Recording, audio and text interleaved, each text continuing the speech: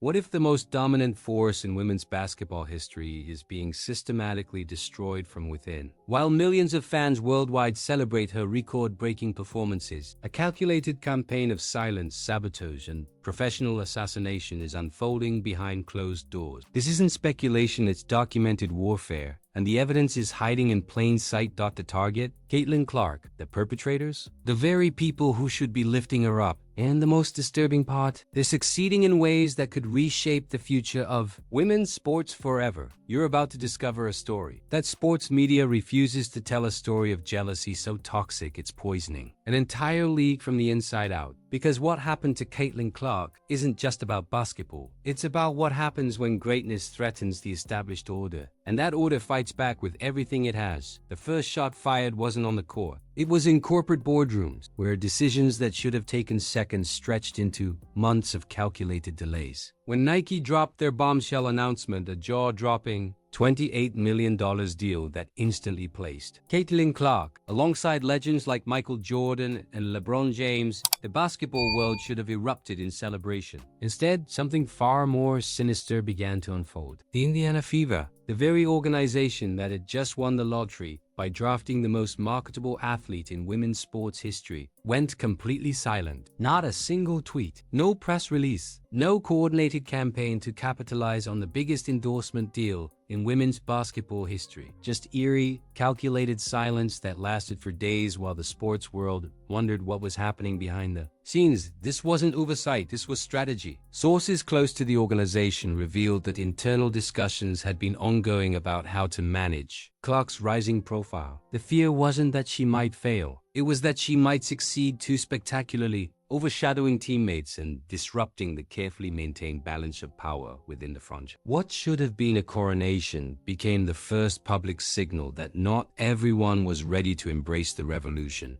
Clark was bringing to women's basketball, but corporate politics were just the opening act. The real battle was about to move to where it would hurt most, the hardwood itself, where opponents had developed a systematic approach to contain not just Clark's game, but her spirit. The numbers tell a story that's impossible to ignore and equally impossible to dismiss as coincidence. Despite representing just one player out of 144 active WNBA athletes, Caitlin Clark absorbed a staggering 17% of all flagrant fouls called during her rookie season. To put this in perspective, that's more hard fouls than some entire teams received throughout the year. These weren't basketball plays, they were messages. The extra shove after a made three-pointer, the elbow that lingered a fraction too long during rebounds, the accidental collisions that left bruises lasting weeks. Veterans who had never been known for dirty play suddenly found themselves in Clark's path with increasing frequency. ESPN's own analysts began noting the pattern on live television, with Stephen A. Smith openly questioning whether referees were doing enough to protect the league's biggest star from what he termed targeted harassment. The psychological warfare extended beyond physical intimidation. Opposing teams began employing strategies designed not just to limit Clark's effectiveness, but to publicly embarrass her. Double teams arrived earlier and more aggressively than standard defensive protocols would suggest. Trash talk, normally kept within the boundaries of competitive banter, escalated to personal attacks that crossed professional lines. Former players watching from media positions began openly questioning whether this level of hostility was sustainable for the league's marquee attraction.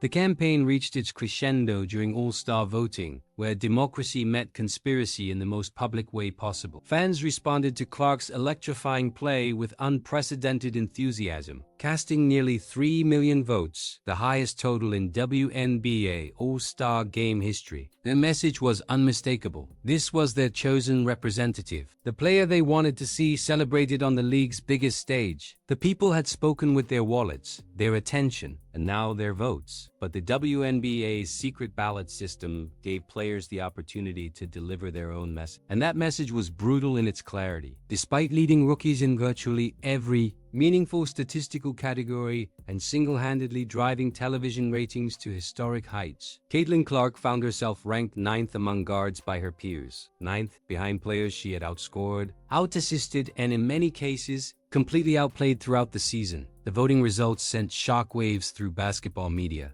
Dick Vitale, the legendary commentator known for his diplomatic approach to player controversies, abandoned all pretense of neutrality. He called the voting what everyone could see it was an act of pure, calculated jealousy that exposed the deep resentment festering within WNBA locker rooms. These were the same players benefiting directly from Clark's popularity, suddenly finding themselves on private flights instead of cramped commercial airline, playing in sold-out arenas for the first time in their careers, and negotiating contracts with leverage they'd never previously possessed. Yet, when given the opportunity to recognize the source of their improved circumstances, they chose sabotage over celebration. They weaponized the democratic process to send a message that no amount of fan support, media attention, or statistical dominance would earn their respect. In trying to humble the rookie, they revealed their own insecurities and ultimately strengthened her position as the league's most compelling underdog story. Clark's response to this professional assassination attempt revealed the mentality that separates transcendent athletes from merely talented ones. She didn't respond with press conferences or social media statements. She didn't call out individual players or demand apologies. Instead, she channeled every slight, every hard foul, every dismissive vote into her performance on the court, where her answers couldn't be disputed or ignored, though every subsequent game became a masterclass in competitive revenge. While dealing with injuries that limited her to just 13 games in the 2025 season, Clark's impact remained undeniable, with viewership numbers continuing to spike whenever she took the court. Her lone ION game still averaged 1.25 million viewers, significantly higher than the 954,000 for Fever games without her. The same players who had voted her down were forced to watch as arenas filled to capacity wherever she played. Merchandise flew off shelves, and television networks fought for broadcast rights to her games. The irony became inescapable. Every time veteran players cashed checks made larger by Clark's popularity, every time they boarded private planes funded by her drawing power, every time they played in front of crowds that came specifically to see her, they were being carried by the very player they had tried to diminish. Her revenge wasn't verbal, it was financial, measurable, and absolutely devastating to those who had attempted to undermine her. Faced with mounting criticism and recognizing the public relations disaster they had created, the Indiana Fever eventually scrambled to manufacture the celebration they should have provided organically. Suddenly, Gainbridge Fieldhouse transformed into a shrine to their superstar. Giant banners featuring Clark's Nike logo draped the walls. Free merchandise was distributed to every fan. The entire arena became a carefully orchestrated celebration of the player they had initially chosen to ignore. But the damage was already done. Everyone could see this wasn't genuine enthusiasm, it was damage control performed under pressure from fans, media, and likely Nike executives who weren't pleased with their investment being undersold by her own team. The forced nature of the celebration only highlighted the original slight, making the Fever's eventual capitulation appear weak and insincere rather than supportive and proud. This transformation from silence to celebration represented something larger than organizational politics. It signaled a fundamental shift in power dynamics that has far-reaching implications for the WNBA's future. Industry analysts now estimate Clark's presence has increased the overall value of the WNBA to a minimum of $875 million, with potential for over $1 billion. This isn't just about one player's success. It's about a complete restructuring of how influence flows within professional women's basketball. For decades, the WNBA operated under a collective philosophy where no single player was supposed to overshadow the league's broader mission. This approach made sense during the league's survival years, when balanced promotion helped maintain stability and ensure no single personality's departure could devastate the entire enterprise. But Clark's emergence has shattered this model entirely. She doesn't need the league's promotion machine to become a global icon. She already is one. The league, conversely, desperately needs her to maintain the unprecedented growth in viewership, attendance, and revenue that has accompanied her rise.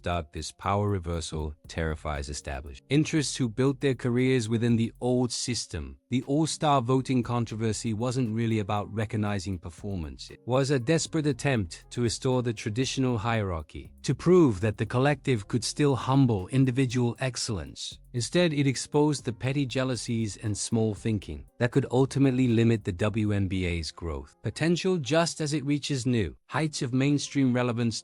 The stakes couldn't be higher, as Clark's signature shoe launch approaches in 2026. This isn't just another product release, it's a global event that will force every stakeholder in women's basketball to confront the new reality. Will they embrace the superstar who's dragging them into unprecedented prosperity? Or will continued resentment create internal conflicts that undermine everything they've built? What we're witnessing isn't just a basketball story, it's a case study in how organizations respond when individual excellence threatens established power structure. Clark's journey from celebrated college star to professional target to undeniable icon represents the growing pains of a league learning to handle success after decades of struggling for relevance. The question isn't whether Caitlin Clark will continue dominating. Her talent makes that inevitable. The real question is whether the WNBA will learn to celebrate the greatness in their midst before jealousy destroys the golden opportunity she's created for everyone.